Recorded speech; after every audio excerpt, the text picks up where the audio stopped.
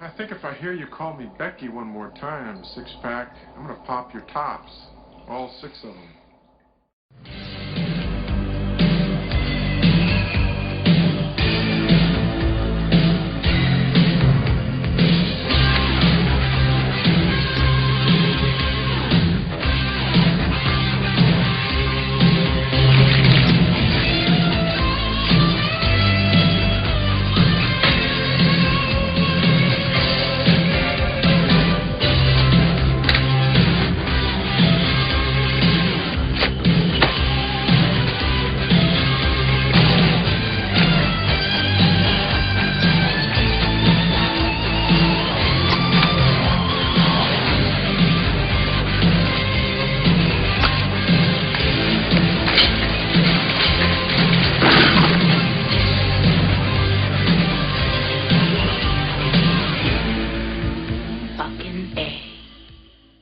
Hey folks, this is Matt once again.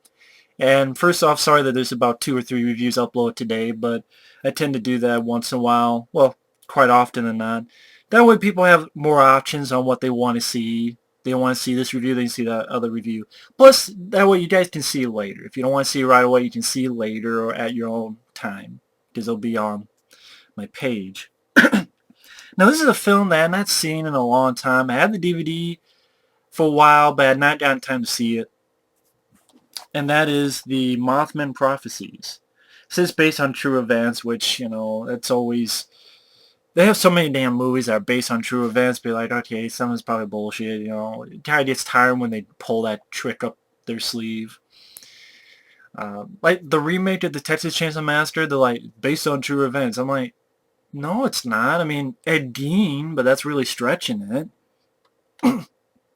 But this is mainly based on a book that was written by John Keel. He was a Washington, I think he was for the Washington Post. And basically it's about instances between 1966 and 1967 at this place, Point Pleasant, West Virginia, about people who had seen this figure called the Mothman. And, whether, it's real or BS, you can read the book. But the Mothman Prophecies, right off the bat, I'm going to say I really liked. I really enjoyed this film. It was kind of weird because I remember I first saw this film. Well, I didn't really see it. It was more, once in a while in school, if they had enough money, they do something special, and like maybe 2 or 3 times total, they would take people to the theater. And I remember that there was a lot of people who went into this film, so I didn't want to be in that crowd, and my friends didn't want to be in a theater that crowded, because not all, but a lot of my classmates were idiots. So some of my friends went to another movie, I think it was Orange County, with Jack Black. That's like one of those Jack Black movies that many people remember for good reason. I feel like Orange County great, but I did not like it. I remember it got over early. Then I went to the Mothman Prophecies at the end, and people were like bad-mouthing the film and laughing at it, and they must...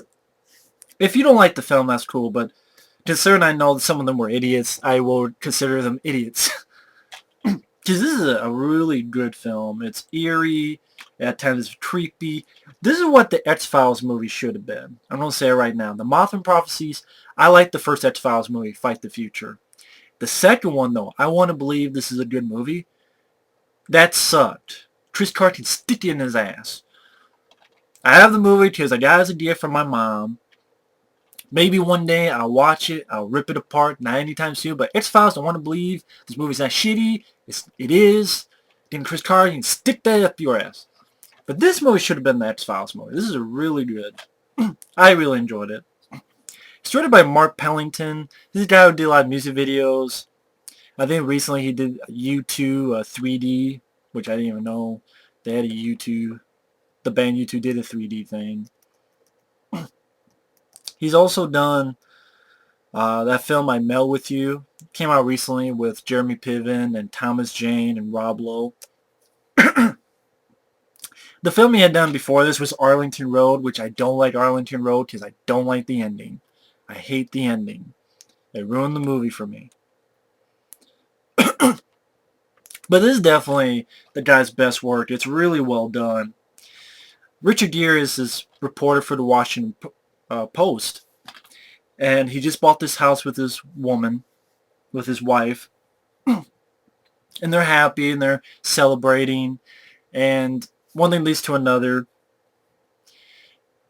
His wife sees something, crashes her car, hits her head, but then later on they find out she has a tumor. Not caused by the crash, but, it's a tumor she's had for a while. They just didn't find until now. Like a rare tumor. But unfortunately, his wife dies, and it's years later. And Richard Gere is going to interview this official. I think it was the governor. I think it was a governor. But long story short, he's going to one place, but then his car comes out, shuts off. He has a gun pointed at his face by Will Patton saying that he saw Richard Gere there the night before, which is not the case, so Richard Gere's confused. Policewoman, played by Laura Linney, which I think Laura Linney and Richard Gere worked together on Primal Fear. Laura Linney helps him out, and Richard Gere realizes that he's 400 miles off course. Like, he's supposed to be over here on this state line, but he's on the other side of the state. He doesn't know how the hell he got there. And then he's told that people throughout the town, for some reason I spittle right there, I don't know. Spit! Such a tat. Fucking spittle. But the movie makes me so excited I spit. But I really like this film. I mean, he finds all these weird occurrences happening with people. They keep seeing this figure, and some people will draw it as the same type of drawing that his wife had drawn 2 years ago. So he stays there and sort of figures it out. What's going on? There's this Mothman type figure. You never really know its true origin. It doesn't really explain everything, and I don't think it needed to. Maybe there's a bit where this figure could be relating, like, what will happen in the future. Like, maybe there's a disaster coming for the town in the future. Because some people have seen it, and then, like, a while later, there's a certain disaster that happens, so maybe it's that. I won't give too much away. I'll give a little bit of spoiler at the end of the review, but this is a film that not many people talk about. I guess it was kind of a minor hit. Ooh, I got a message. We'll talk to that later. Bing! Yeah, a message from my hooker. She's clean. But, because you need clean hookers. But getting back to this movie. What I really like about this film is, I mean, like I was saying, it was a minor hit, but not really, didn't set the world ablaze. It was released in January, which, again, stop. This is a good movie that should not have been released in January. First off, I like Richard Gere. I don't talk a lot about Richard Gere because a lot of his films, I mean, Pretty Woman, it's just not my kind of movie, I guess. Even though I like some of those kind of movies, but Pretty Woman never engaged me.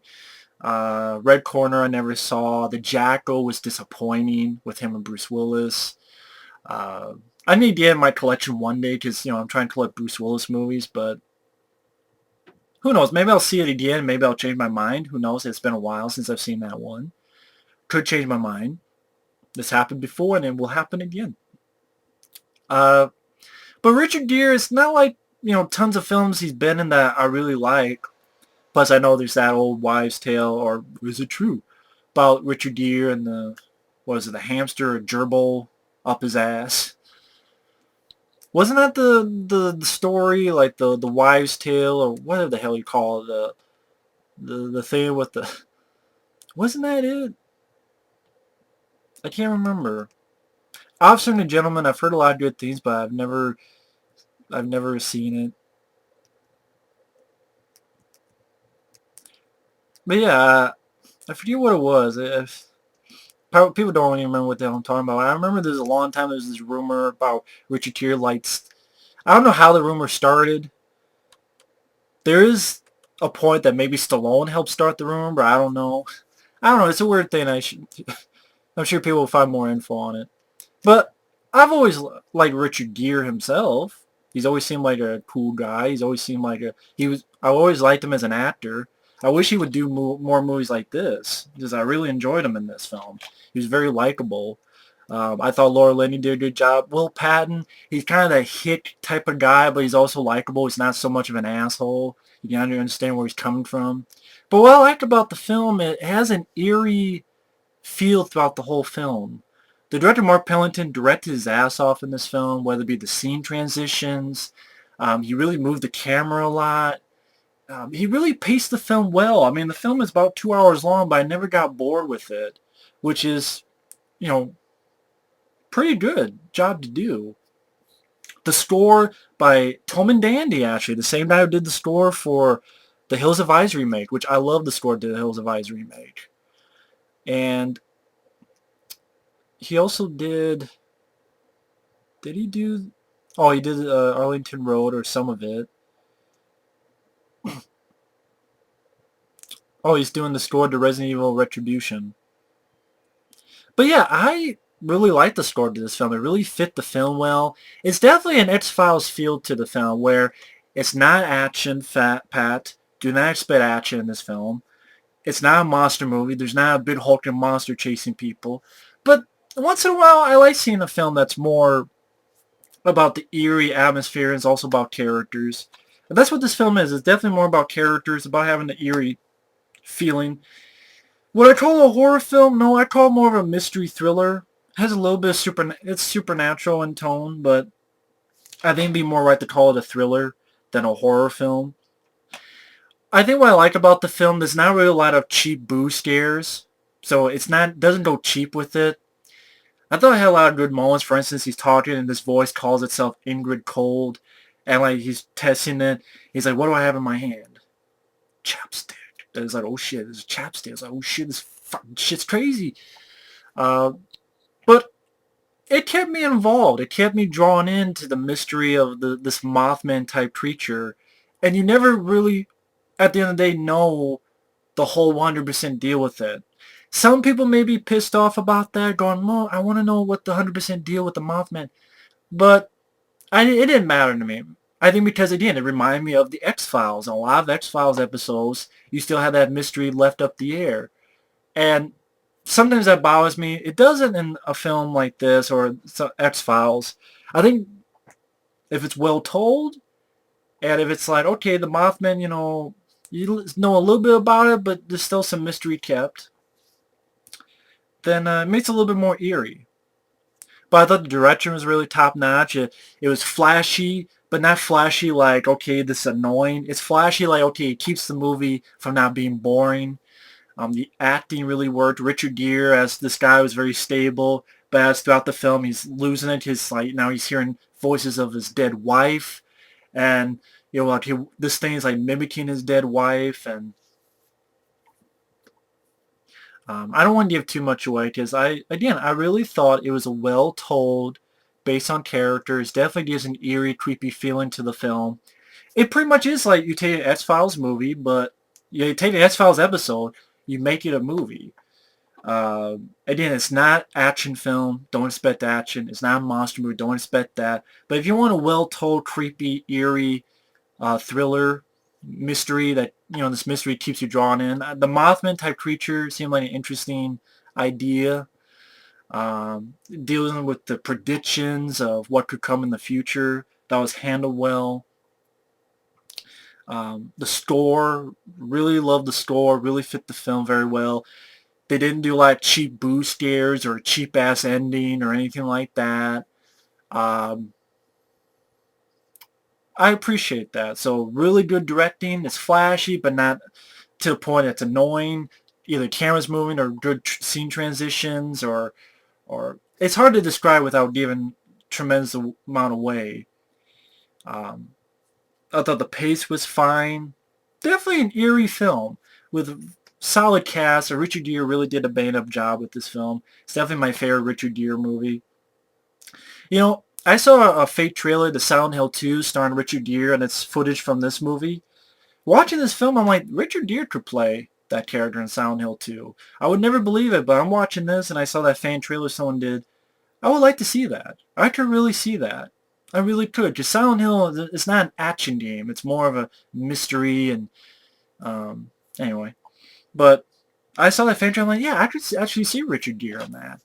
Thomas Jane, I would say, but if not, if an older gentleman, it'd be Richard Gere. Because he really pulled it off here. It's where someone actually said he kind of looks like an older Fox Mulder, which I thought kind of made sense. But if they do an X-Files movie in the future, please take notes from this, Chris Carter. If you do an X-Files 3, which I know you're thinking about, take notes from this movie, please. Instead of fucking head transplants, bullshit. Oh, I just transplant heads. Why?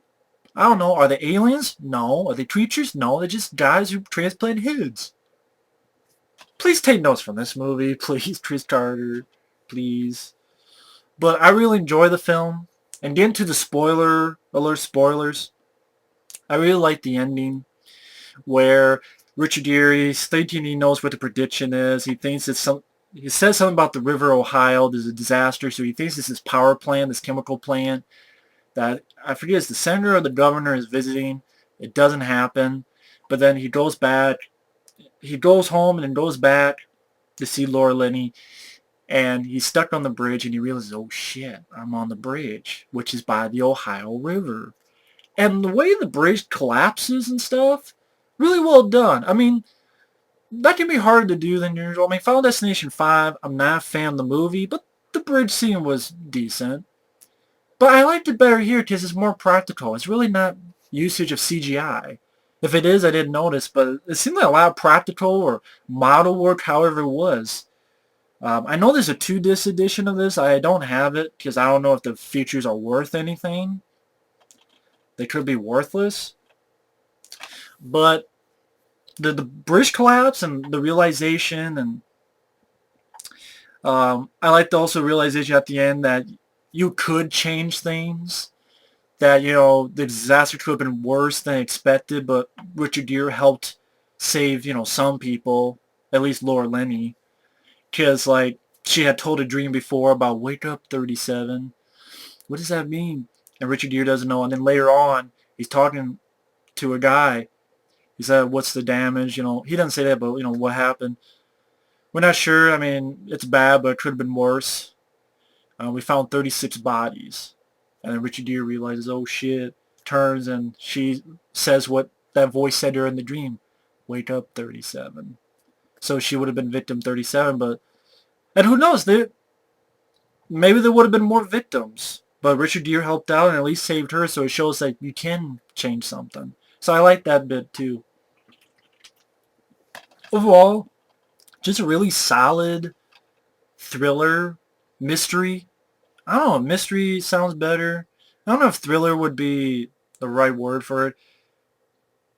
If you put in a category, it would be mystery, but it has supernatural tone to it too. Just really well done. Well directed, great cast, interesting story, no cheap-ass boo scares. It's effective filmmaking. You know, again, X-Files 3, please take a look at this, please. I don't want another I Want to Believe. I want another Mothman Prophecies. This is really good. So either way, thanks for watching, and take care. Later.